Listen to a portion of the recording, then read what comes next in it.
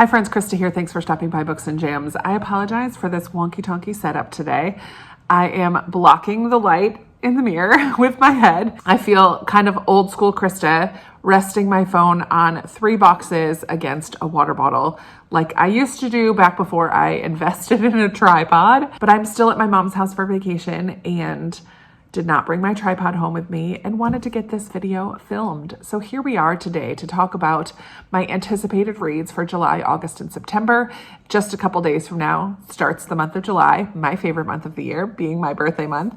I love July, and I love a lot of the books that are coming out in the next 3 months. So I'm here to tell you about 13 of them today. I apologize if I keep looking down. My laptop is right next to me, and that is where I have all of the descriptions and information about these books. But let's just dive in. The first 6 of this 13 all come out in July. So July is a heavy month for new releases. I tried to get a mix of different genres, but the majority on my list this time are mystery or historical, with a little bit of magical realism or fantasy thrown in there, a little bit of contemporary, a little bit of romance. It's a little bit of a mixture, not really a heavy fantasy or thriller vibes, but I know a lot of other people that produce anticipated reads videos that have those genres. I'm just not naturally drawn to those. So we're going to talk about the ones that I do have. The first one is The Peculiar Gift of July. I had to include this one, obviously, because July is in the title. This is by Ashley Ream. It comes out on July 1st. I just think that this sounds so fun. Total small town vibes. We're on an island in the Pacific somewhere, probably Pacific Northwest. I don't know. An island in the Pacific, following a group of oddball, kind of quirky characters on this island. We follow mainly Anita, who is the grocer on the island. And one day, July shows up, who is her cousin's recently orphaned daughter, shows up, and July just kind of knows what people need. So she slips magazines into people's carts or gives them a pie. Amazingly enough, all of the things that she gives to people to purchase are things that they end up needing. So it's kind of cool, like a little magical element to it. I love the quirky oddball characters. And this is what Goodreads summary says. With a dash of magic and an ensemble cast of oddball small town characters, this feel-good novel explores forgiveness, family, and the sense of humor it takes to live with the ones we love the most. I mean, if that doesn't sound like a Krista book, I don't know what does. So that's The Peculiar Gift of July by Ashley Ream, and it comes out on July 1st. Also coming out on July 1st is a book called The Words We Know by Bruce Nash. And the description of this says it's like a combination of Richard Osman and Frederick Bachman. Like, okay, say less. This book will be loved by readers wanting to have their heartstrings plucked. I mean, of course, that's me. With wicked humor, genuine poignancy, and clever insight, an unforgettable novel about murder, secrets, and memory. Okay, so we follow 80-year-old Rose. She has dementia, lives in a care facility, and is just constantly roaming the halls of her care facility, just kind of ruminating about the people who live there and her family and the staff, until one day a friend of hers from the care facility is found dead, supposedly from a fall out of their window. Rose doesn't think that's what happened, and so she is going to take up the case and try to figure out what happened to her friend. I love an old person mystery, so I'm here for that one too. Then coming out on July 15th is Made for Each Other by Lynn Painter. Switch into some romance here. This is a fake dating trope. We have a maid, Abby, who is having to vacate her house for a couple weeks or a week or so because her apartment complex is getting fumigated.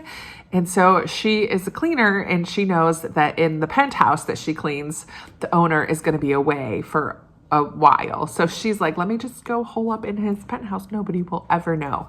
Well, while she's there, this dude's parents show up, and they think that Abby is his girlfriend. So she plays along for a little bit. He comes home. Turns out he had made up a girlfriend story. So when they show up and find Abby, they just assume that she's the girlfriend. So when he comes home, he asks her to pretend to be his girlfriend. Things go on from there. And I'm sure this millionaire and the cleaner are going to fall in love because made for each other. It's a romance. It's going to happen. The next book I have comes out on July 17th, and it's The Rushworth Family Plot by Claudia Gray. This is the 4th book in the Mr. Darcy and Miss Tilney mystery series. The first one was The Murder of Mr. Wickham, which I have read and really loved.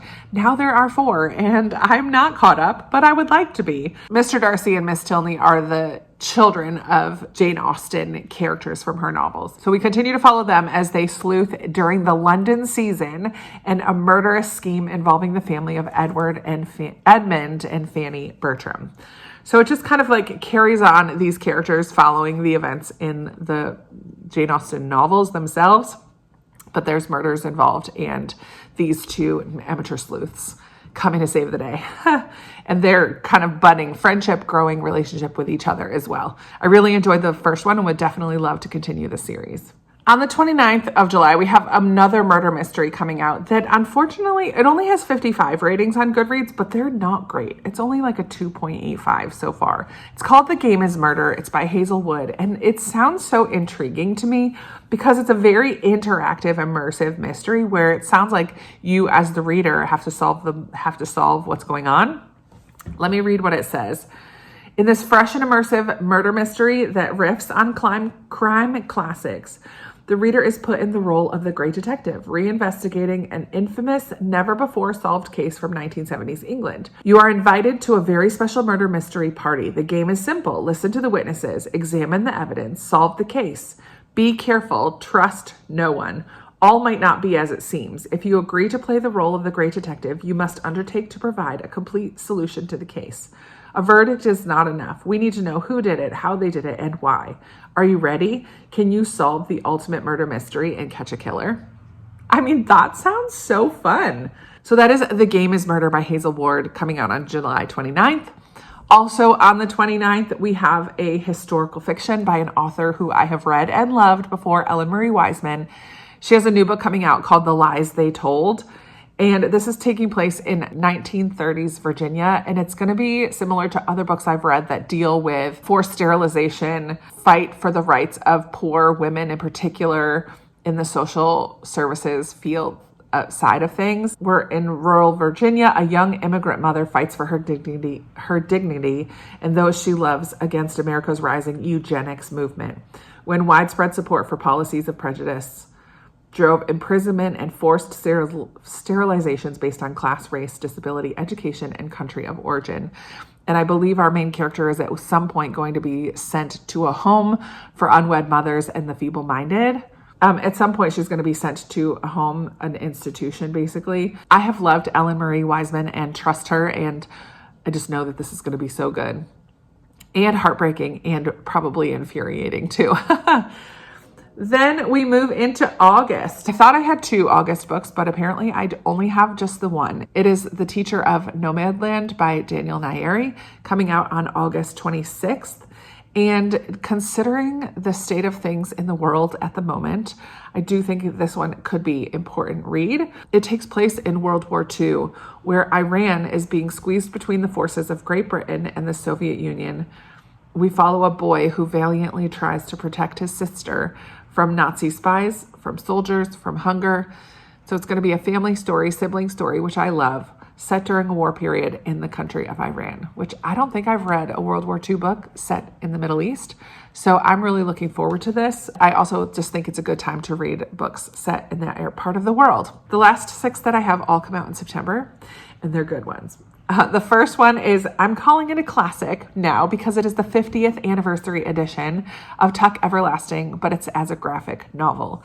Tuck Everlasting is written by Natalie Babbitt, and for this one, the illustrator is Kay Woodman Maynard.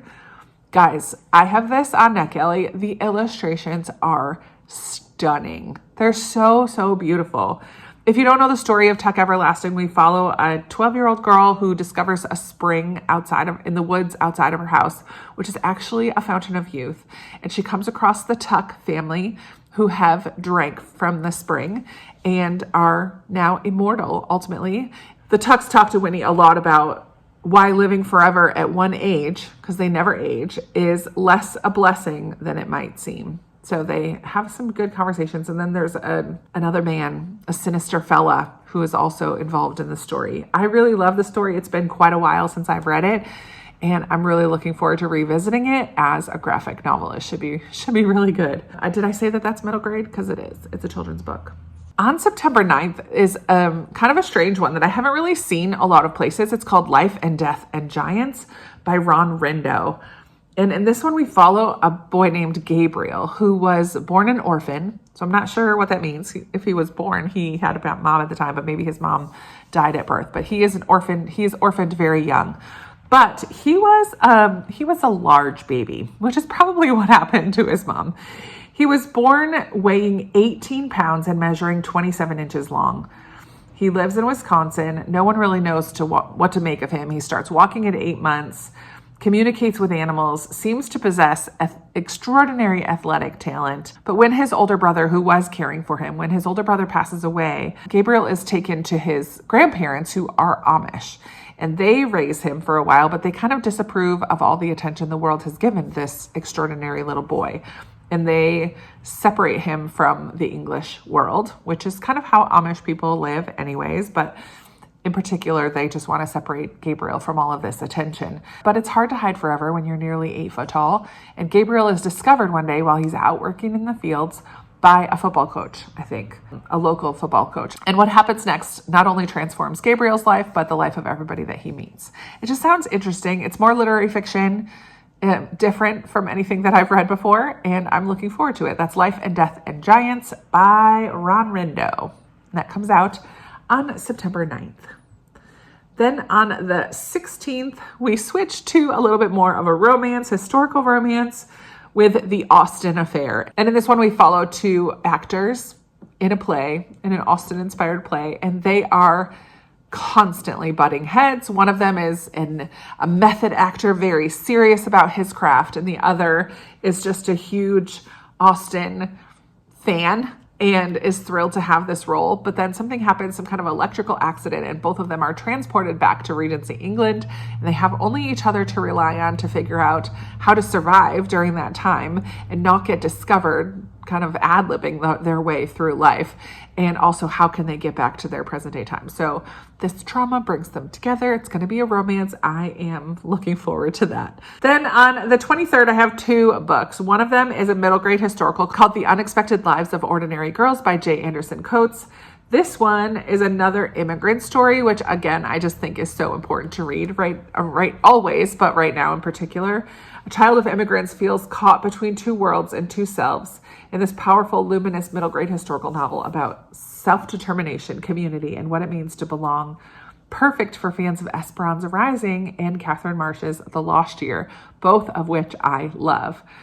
So in this one, we're going to follow a young girl from Slovenia who lives in a Slavic community in Colorado, I believe. She's feeling a little bit trapped and contained in this community and kind of wants to branch out a little bit. She reads a book or an article about another immigrant young woman who changed her name, like Americanized her name, and kind of went her own way, and she is feeling very inspired. But then it comes to a point where she has to make a decision. Is she going to stay with her family and help take care of them, or is she going to run off and do her own thing? I think her older sister gets married to a boy that the parents are not thrilled about. And so now our main character has to decide, what is she going to do? It just sounds really good. Middle grade historical novel. I'm excited for that one on September 23rd, The Unexpected Lives of Ordinary Girls. Also on the 23rd, I'm so excited. Another Janice Hallett book is coming out. I have not quite read her to zero, but I'm working my way there. This one is called The Killer Question. It's going to be a mystery. It's going to have mixed media, as Janet Hallett does so well. And we're going to follow Sue and Mal Eastwood, who run a isolated rural, I hate the word rural, pub called The Case is Altered, where a weekly trivia game has revived its flagging fortunes until a body is found in the nearby river. Soon after, a mysterious new team arrives and shakes up the diverse field of regulars by scoring top marks in every round, every week. So who are these new people? What is happening with this dude who was found murdered? And then we kind of also are 5 years ahead, I believe, and the inn is, or the pub is not existent anymore. And their nephew, Sue and Mal's nephew, wants to do a documentary about what happened to the pub, what happened during this time period, who were these people that were winning every trivia night. Just kind of discovering everything. I just have really enjoyed Janice Hallett, and this should be no exception. It sounds fantastic. And then finally, my 13th book on this list comes out on September 30th. And it is another historical romance, but with a fantasy twist. It's called The Nannys Handbook to Magic and Handling Difficult Dukes. What? The short description of this is Mary Poppins meets Bridgerton. Sounds fun to me. A feel-good blend of cozy fantasy magic, historical romance humor, and Victorian-era charm. As a recent graduate of the Parasol Academy for Exceptional Nannies and Governesses, finds her supernatural abilities are little help when it comes to falling for the shy, mysterious inventor who happens to be her employer. It just sounds like a silly fun time, and I'm here for it. So those are the 13 books on my radar for the next season for summertime or the third quarter of the year. I am very excited about these. I've requested many of them on NetGalley, have been approved for some, so hopefully you'll see some of these showing up in my NetGalley vlogs over the next couple of months, and hopefully I'll get some from the library, and we'll see how many I actually get to, but these are the ones that are on my radar, and I wanted to share them with you. I would love to know down below if you have any books that are coming out in the next 3 months that you're looking forward to, any that you think I would really like. Please share that with me down in the comments below. And if you've made it this far, but you don't really have anything to add in the comments, in honor of Tuck Everlasting, where wheels are a big theme in the story, put some kind of round emoji in the comments just to let me know that you were here. It could be a wheel, a sun, a circle, anything that is round. Throw that in the comments so I know that you were here, and that really helps out my channel and it lets me know who's here watching. I really appreciate that. I really appreciate all of you for spending a few minutes of your day with me, and I look forward to chatting with you in another video very soon. Bye.